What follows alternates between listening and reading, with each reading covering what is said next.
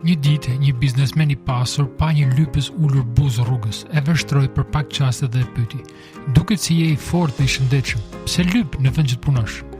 Lypsi pshërëtiu dhe u përgjigj: "Zotëri, nuk kam punë, as biznes, as ndonjë mundësi. Çfarë tjetër mund të bëj?"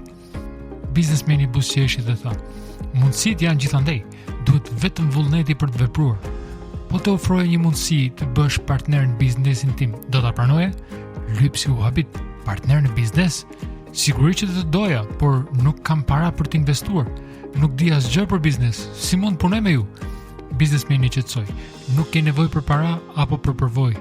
Unë zotroj një fabrikë urizi. Ti do marrësh uriz për aty, do e shesësh në treg dhe në fund të muajit ndajmë fitimin. A të duket mirë?" Lypsi u mbush me gëzim, ra në gjujt dhe tha: "Zotëri, jeni si një I dërguar nga Zoti. Vetëm më thuaj, sa do të jetë pjesa ime? 20% për mua dhe 80% për ju, apo 10% për mua dhe 90% për ju?" Biznesmeni buzëqeshi: "Mos u shqetëso, mjafton të më japësh vetëm 10%. Ti mbaj 90%. Nuk dua paratë tua, dua vetëm të të ndihmoj." Lypsi punoi me zell gjithë muajin. Ditë e natë shiste urizët dhe fitoi mirë, por kur erdhi koha për të ndarë fitimin, ai nisi të mendoj: "Unë bëra gjithë punën, kalova gjithë kohën në treg. Çfarë bëri ky biznesmen?" Kur biznesmeni erdhi të marrë pjesën e tij, Lypsi hezitoi: "Zotëri, nuk fitova aq sa prisja. Kam pasur disa humbje, nuk kam para tani. Le ta rregullojmë muajin tjetër." Biznesmeni u tregua mirëkuptues: "Në rregull.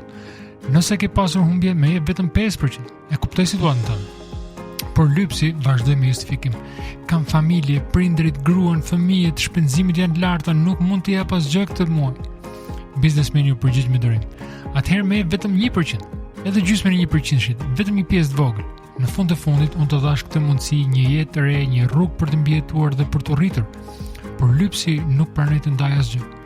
Biznesmeni buzëqeshi me trishtim dhe tha: "E di që ke bërë fitim, por tani po më gënjen. Më thuaj, nëse ti do ish në vendin tim dhe dikush të trajtonte kështu, si do ndihesh?"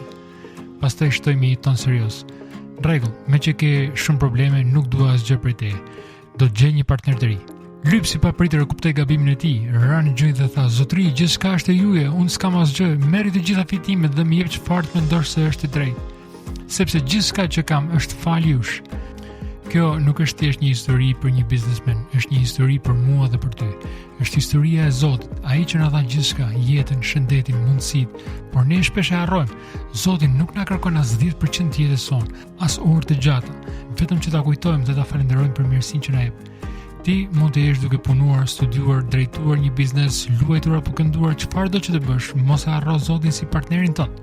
Jep një pjesë të kohës tënde, mos u shkput prej tij, sepse nëse largon Zotin nga jeta jote, mbetesh pa asgjë, ashtu si Lypsi në këtë histori.